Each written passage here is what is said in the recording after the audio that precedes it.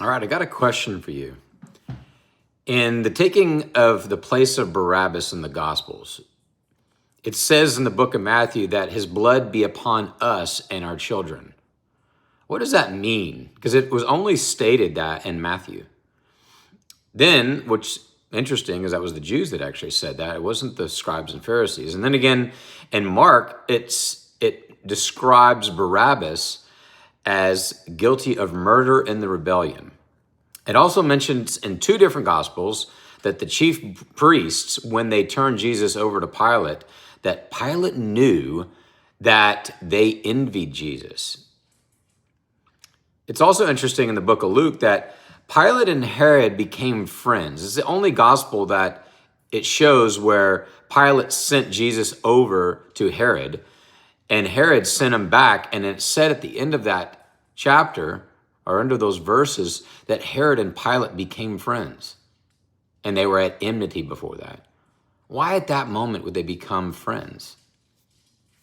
Is it because they're going into agreement? Because in the next verses, it says that Pilate and Herod both found Jesus as not guilty.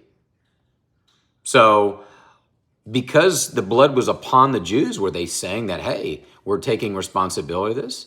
Is the Bible depicting that the leaders of that time were not taking responsibility for the blood of Jesus, that it was the people? Interesting. Let me ask you this. It also says in two different times in the book of Luke that it describes Barabbas as a murderer in the rebellion or a murderer guilty of rebellion. It's very interesting that it says it two different times in those two Gospels, but it doesn't mention it in Matthew.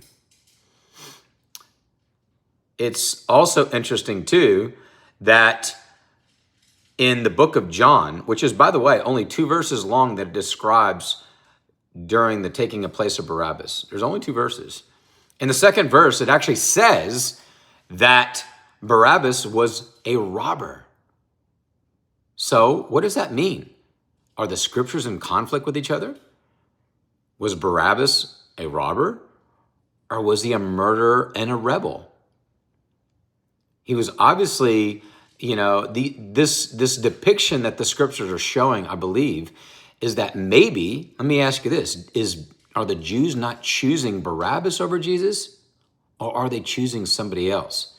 Because the last time I checked, our enemy is one that was in rebellion, that was jealous of Jesus, that wanted to steal, kill, and destroy, and described as not only a murderer, but a robber.